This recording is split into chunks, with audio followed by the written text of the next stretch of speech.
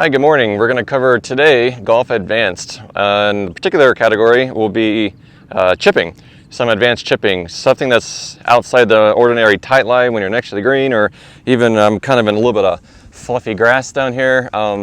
That's kind of the normal stuff you see all the time, but what happens when you're in unusual situations, like for example behind me I've got a cart path, but you might not even be on the cart path. Maybe you just pull or pushed a shot and you wound up in some hard compact dirt, or just an unusual situation, or maybe you're next to a tree. How do you get out of those type of situations? What can you use to be able to get back onto the green, try to be close to the pin, and possibly save par, get your up and down? So let's start today's lesson, and I'll see you then. So here I have a situation in which I have a ball that has not reached the green. It didn't even reach the cuts. It's actually sitting halfway on a cart path right now on some very compact dirt, butted up against the grass. If it was a little more onto the dirt, it might be a little bit of an easier situation, but now you're butted up against the grass. So you're going to have the challenge of finding a club in which you're not going to dig into the ground, but then you're also going to be hitting into grass. And as we know, the club head slows down in grass. So how do you find that right mixture? Well, it depends on how far you're going onto the green. Right now I have a shot that's going about 12 yards or so. So if it was a longer shot, I'd probably break out my hybrid. I have a 19-degree hybrid. I'd use loft on that just to pop it up and put it onto the green, try to get it close to the pin. The problem is I'm too close for that, so my hybrid's going to blade past it, and it's not going to leave me a chance for an easy par. What do I do in this case? Well, if I use my wedges, I have a pitching wedge, but if I use my sand wedges, for sure I'm going to dig into the ground, because that's what they're used for, mostly because we're always trying to get out of fluffy grass, out of a bunker. So instead, what I'm going to use is my pitching wedge. You could use your 9. You could use whatever is comfortable for you, in which really what you're trying to boil down to is taking a club that's not going to be sharp enough to dig into the ground, but will have enough momentum to get through the grass onto the green without giving too much roll. So what I would do is I would de-loft the club a little bit. I have my pitching wedge here. Instead of a normal chipping technique where I'm a little further back, the ball's a little further back in my stance, and then I'm just trying to give a little bit of bump and go. In this case, I have this grass stopping me. So I'm actually going to come a little closer to the ball, de-loft the club some in this case, pretty much turning into a putter, but not quite a putter, because remember, I've got this grass. I don't have that easy, gentle roll. So it's going to be a little bit of a combination in between. I'll come up close. I'm actually going to bring the ball a little further up in my stance instead of so far back. That way, when I'm coming through, I'm not de-lofting. I'm actually maybe giving a little bit of loft, because remember, I've got to create some speed. And with this kind of club, I won't be digging into the ground. So I'll be able to come, put the ball somewhere around here instead of where I would traditionally back here to keep it low, and then go through, and you can see how I didn't dig into the ground, but I was able to still have speed. So if I take it and look at my pin right now and take a swing,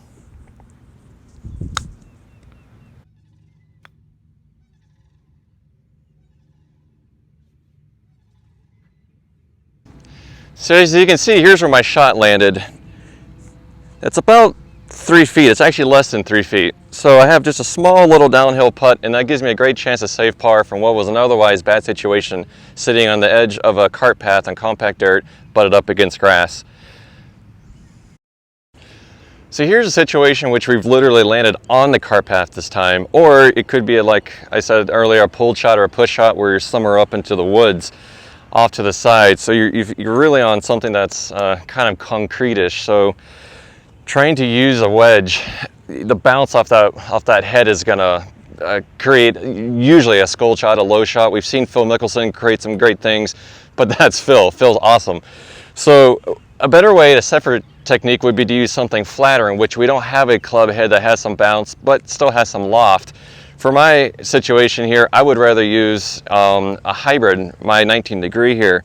What I can do is, instead of using a chipping technique, which would actually be too much strength because a hybrid already generates a lot of power, I'd actually use it in a putting stance. I'd get into my regular putting setup, same putting grip and everything, literally pretend like this is a putter, and then I can go and do a swing through, and it'll pop it up, send it out, and depending how far you are, you can swing a little harder, you can swing a little softer. Basically, you can treat it just literally as a putt. And I've made it on the green, and I'm pretty close to the flag. One additional note is I've gripped down on the club. Since I'm using this as a putter, I don't want to use the full length of the club because it already generates so much power. So I'm going to come down, choke down on it, and then get into my regular putting setup with my putting grip again, and then just go to the flag.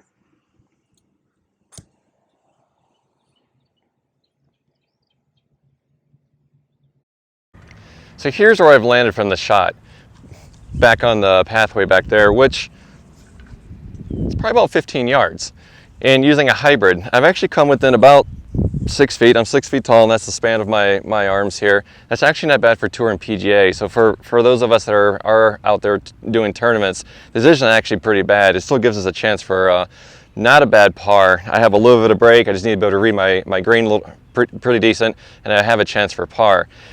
It's a hybrid though, so coming within this distance is pretty acceptable. This is one of those things where you have to really just practice these type of shots. It's a very much of a feel, and of course there's a little bit of combination of a luck, trying to get that crisp, clean contact and judging the distance using something that's way stronger than a putter, but you can use it as a putter.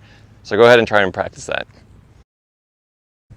So here's a situation that I know I've been in multiple times.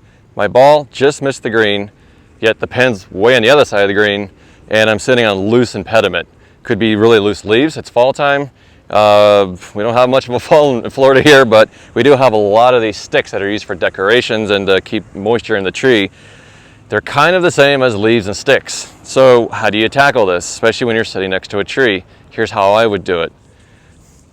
First, I'd obviously line up my pin, but instead of keeping the face a little more closed like I would normally when I'm trying to keep the shot lower, it's actually going to come out a little low anyway, so I need to open up the face a little bit. I try to take this ball as much to my right foot as possible, like if I was in a regular chipping shot, but if I can't do that, that's when I definitely need to make sure I have actually opened up the face, because being so far back, and if you don't open up the face, you're going to have this kind of angle, and all it's going to do is roll right into the grass, and then you're going to sit there and be annoyed at yourself. So kind of like a bunker shot, how you adjust your loft and adjust your position as you're trying to figure out how you want to loft that out of the bunker. You're going to be doing kind of the same thing here. It's a feel thing. This is one of these things you got to have to practice a lot. So for me, I've got 20 yards in front of me. I'm going literally perpendicular to the camera here, and I have a little bit of an uphill. So I have a little bit of an opportunity to come out a little lower and a little faster, only because I know I got some distance and I have to go uphill a little bit. Either way, it's all about trying to feel the shot. And a critical thing here is do not decelerate. We know we do that in chipping already. We're not supposed to decelerate. These are one of those instances in which we feel like it's going to come out so hot and so low. We're going to try to, we're going to kind of tense up on it a little bit. You got to make sure you go and accelerate through the shot. So let's go for it.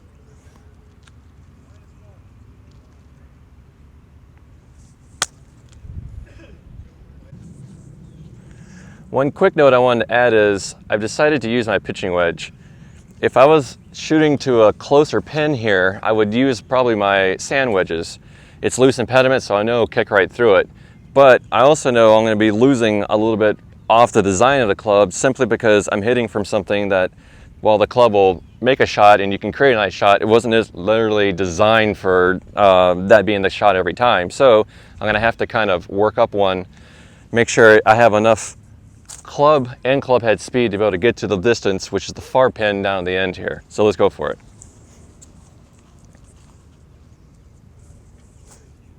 And make sure you rotate through the shot.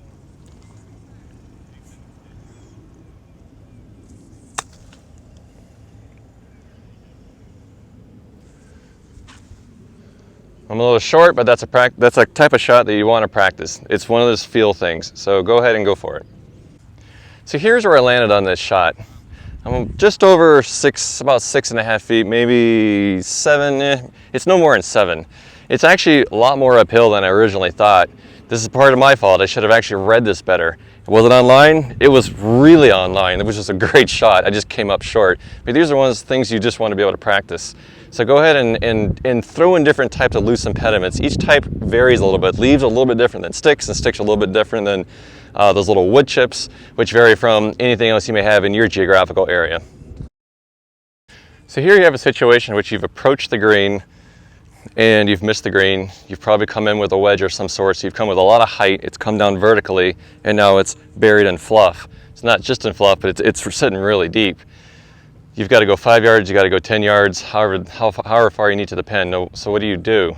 In this case, how I would approach this is almost a setup of a lob shot, in which on a lob I'd open up my blade, I'd make sure my hands aren't leaning forward, but they are in fact pointing out to my belly button, and then I'd take a nice hinge, almost like if you were in a bunker shot where you're hinging, and you just take and let it skim through. Let the club of this dig into it, because it will do a really good job, obviously. That's why we use it for bunkers.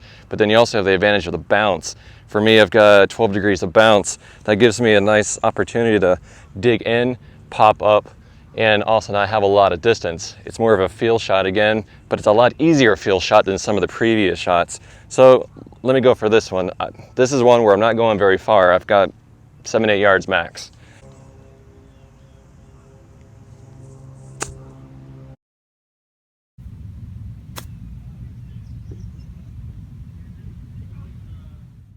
So here's where I've landed, about 1, 2, well, I'm back inside 3 feet again, which is really good. That should be a pretty easy putt for par, or possibly better if it was a par 5.